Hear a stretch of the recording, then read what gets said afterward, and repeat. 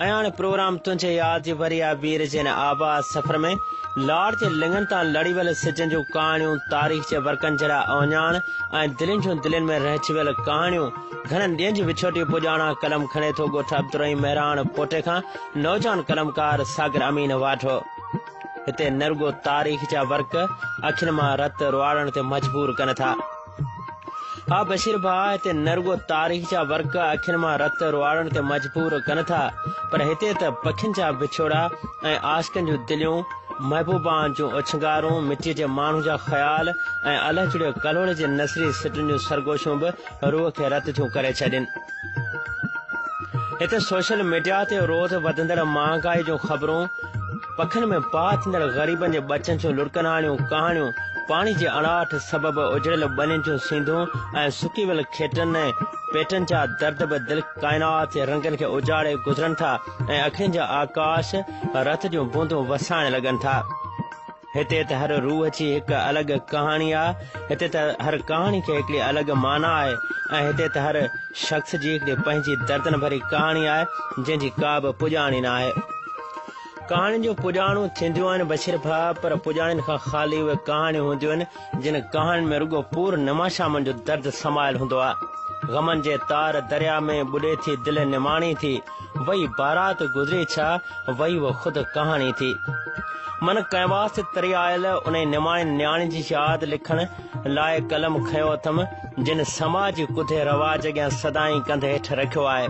पंहिंजे माउ पीउ ऐं भाइरनि जी इज़त जो भरम रखंदे बेज़ुबान बणिजी वेंदड़ उन न्याणियुनि जे अंदर जे तमनाउनि खे का माना मिलणु घुरिजे ऐं हिन मुआशिरे में हक़ीक़त जी हासिलात ऐं हक़नि जी हासिलात लाइ वॾो आवाज़ उथारींदड़ असीं माण्हू रुॻो पंहिंजे वजूद जे हक़नि जी ॻाल्हि त होका ॾेई कयूं था, पर उन्हनि नाज़ुक नफ़ीस निमाणियुनि आरज़ुनि जी आजियां नथा कयूं जिन में सचे प्यार ऐं पंहिंजाब जी हिकु अलॻि तारीख़ लिखियल हूंदी आहे।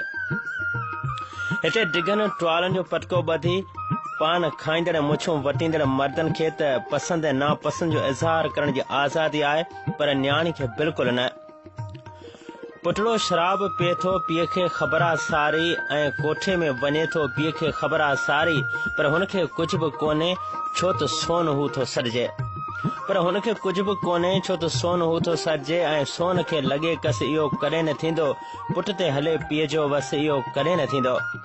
पुट जो जुआ भले रहे पियो ऐं घर में कुझु चए पियो। पुट जुआ भले रहे पियो ऐं घर में कुझु चए पियो, पर हुनखे कुझु न चइबो छो त सिकी पिनिया ॼाओ न्याणी ॼमी फाथी, हर ॾोह बीठी बासे, पोती लथी मथे तां मुछूं वटे जुआरी, दड़का ॾेई कंदो सॼे घर में ॾुहारी। औरत जे हिन बदन में ॼण दिलि जो वजूद न आहे। औरत जे हिन बदन में ॼण दिलि जो वजूद न आहे। टकन करे उॾारूं खिल जो वजूद न आहे। बदे में भाउ जे हू मरवान जे वही घर, मरवान छा त ॼण शैतान जे वही घर। शैतान हू शरारतूं नयूं कंदो वते थो, माइटनि खे कुझु न ॿुधाइजे ॼण पंहिंजो सिर विञाई ईअं चवंदो वते थो। माइटनि खे कुझु न ॿुधाइजे ॼण पंहिंजो सिर विञाई ईअं चवंदो वते थो। हू देर सां सवालो शराब पी अचे थो, घटी मां ई घड़ी बस गारियूं ॾियण लॻे थो। हू देर सां सवालो शराब पी अचे थो, घटी मां ई घिड़ंदे गारियूं ॾियण लॻे थो। माई उथी चवे थी मानी ॾियां मां तोखे, उनखां अॻे चवे थो जुती मुंहिंजी तूं लाहे। हुजे इहो चवे थी जुती आए विञाए, हुजे इहो चवे थी त जुती आए विञाए, तोमें त होश न आहे, पोइ त ॼण पातर घुरियो वठे थी। हूअ रोज़ ईअं कुटिजे ऐं ससु ॾिसंदी रहे थी। पंहिंजे त पुट मोभीअ खे हू कुझु बि न चवे थी, बसि नुंहं खे थी सम्झाए त हू अॻे ई अहिड़ो आहे, तोखां अॻे बचेशल मूंसां विड़ियो पवंदो। तोखां अॻे बचेशल मूंसां विड़ियो पवंदो ऐं खोड़ सारियूं ॻारियूं ऐं गंद बि पियो ॾींदो। तूं माठ करे छॾे ॾे, पासो वठी सुम्ही पओ ऐं माइटनि खे इहे ॻाल्हियूं न तूं ॿुधाइजे। मुंहिंजे अछी सींद ॾिस, पंहिंजो न घर फिटाइजे। हिकु राति जो ही मामिलो इते ई ले मिटी थियो। माइटनि जे घर वञा थी, तुंहिंजो वञण त बंदि आहे। माइटनि जे घर वञा थी तुंहिंजो वञण त बंदि आहे, तुंहिंजे पीउ ऐं भाउ सां तुंहिंजो मिलण त बंदि आहे। मुआशरे में हज़ार ई मसला उभा थियनि था। हर रोज़ नए सिज के कहाणियूं लिखी छॾियूं था। हर रोज़ जूं कहाणियूं पंहिंजूं ॿुधी वठूं था। पंहिंजे ई पस गर्दाए में केतिरा फ़ैसिला बि थियनि था। केतिरियूं ई वायरल मीडिया ते ॻाल्हियूं थियनि थियूं ऐं साम्हूं अची वञनि थियूं केतिरियूं कहाणियूं। का किथे थिए थी कारी, का किथे थिए थी ॾोहारी। हीअ सिंध जी आहे नारी, आख़िर ईअं छो? हक़नि जी हासिलात लाइ जदोजहद कंदड़ असां माण्हुनि खे इहो आवाज़ उथारणु घुर्जे बशीर भाउ त न्याणियूं निमाणियूं आहिनि, उन्हनि खे बि पंहिंजा हक़ ॾिना वञनि। उन्हनि जे दिलि जूं ॻाल्हियूं उन्हनि खां पुछियूं वञनि ऐं उन्हनि जे मर्ज़ीअ मुताबिक़ संदनि ज़िंदगी जा फ़ैसिला कया वञनि। असांखे काशे खटी या खारी लॻे थी त असां बिल्कुलु इनकार करे छॾियूं था, छो त असां मर्द आहियूं। पर औरत जे चपनि ते आख़िरी मार्च जा ताला केसी रहंदा ऐं केसी ताईं हूअ इन्हनि मवालनि या अहिड़नि माण्हुनि सां निभाईंदियूं जिन माण्हुनि खे मुआशरे में बदतर किरदारु सॾियो वेंदो आहे।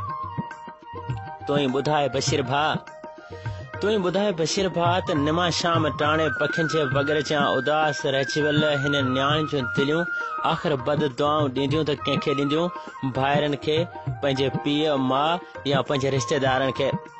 असां पंहिंजा फ़ैसिला वेही पाण करे था अचूं, कंहिंखां नथा पुछूं। पंहिंजे हक़ जो फ़ैसिलो असां पाण था करे वठूं, इहा त सुठी ॻाल्हि आहे। पर कंहिं न्याणी जे हक़ जो फ़ैसिलो असां पंहिंजी मर्ज़ी सां करे ऐं हुन मथां मुसलत करे छॾियूं, उहो फ़ैसिलो इहो हरगिज़ गवाराना आहे। ऐं नागवारा ॻाल्हि ते आवाज़ उथारणु घुर्जे, कुझु लिखणु घुर्जे। प्यार प्रीतूं, पंहिंजा इश्क, यादूं, महबूबनि जा विछोड़ा ऐं खोड़ सारा ॿिया मसला त दुनिया जे आवाज़ मां आवाज़ बणिजी उथी था पवनि। ऐं केतिरा लेखक, केतिरा शाइर, केतिरा अदीब, केतिरा कहाणीकार पंहिंजे उन्हनि कहाणियुनि खे पंहिंजे तन मन जे आवाज़ सां गॾु सलाड़े ऐं सजाए छॾनि था। पर कंहिंजे हक़ लाइ पतोड़नि बाक़ी के आङिरियुनि ते ॻणण जेतिरा माण्हू ई मस मिलंदा। अखियुनि में पोखिजी वियल ही म्योगी मुंद जा तस्वर न रुॻो हाण के जीअण जे जतन जो अहसास था ॾियनि, पर मूं अॼु राति जो देर सां कोयटा जी नगरीअ में ॾुठी दौरान हिकिड़ो ख़त ॿुधो, जंहिं ख़त जी आगोश में इहो अहसास लिखियल हो त हक़ कंहिंखे वठणु खपंदा, हक़ केरु वठे पियो। उन्हनि ॻाल्हियुनि खे ॿुधंदे ॿुधंदे मुंहिंजे दिलि मां ख़्यालु उभरी आयो त काफ़ी ॾींहं थिया आहिनि अदा बशीर उडेजे जे प्रोग्राम बस में यादि में का यादि कोन लिखी अथमि। छो न जी उन निमाणियुनि न्याणियुनि भेनरुनि ते लिखां जिन खे पंहिंजा हक़ नथा मिलनि ऐं हू घुरिजी वञनि थियूं समाज जे अॻियां, ऐं हू लुटिजी वञनि थियूं पंहिंजे समूरनि हसरतुनि खे लुटाए, पोइ बि मुआशरे में पंहिंजे भाइरनि, पंहिंजे पीउ ऐं रिश्तेदारनि जी इज़त खे सलामत रखनि थियूं। ऐं मुंहिंजी उन्हनि भेनरुनि खे बि अल्तजा जेके पंहिंजे दिलि में का हसरत रखनि थियूं त पंहिंजे मुआशरे ऐं पंहिंजे समाज में पंहिंजे माइटनि सां, घटि में घटि पंहिंजी माउ सां पंहिंजे दिलि जी ॻाल्हि खे ज़रूरु शेयर कनि। ग़लति न, बल्कि पंहिंजे हक़ वठण जे लाइ पंहिंजे आवाज़ खे ज़रूरु बुलंद कयो। मुआशरे में रहिजी वियल उहे ख़ाल जेके ख़ाल ई रहिजी विया ऐं उहे ॻाल्हियूं जेके ॻाल्हियूं रहिजी वयूं, उन्हनि ॻाल्हियुनि खे पतोड़णु हर कंहिंजे वस जी ॻाल्हि त तोड़े जो न आहे। पर पोइ बि दिलि लॻी थी हिकिड़ी ॻाल्हि जेका अंदाज़नि जी दुनिया खां वेंदे मिज़ाजनि जे मन जान ताईं केतिरा किताब ते लिखण ते मजबूर करे।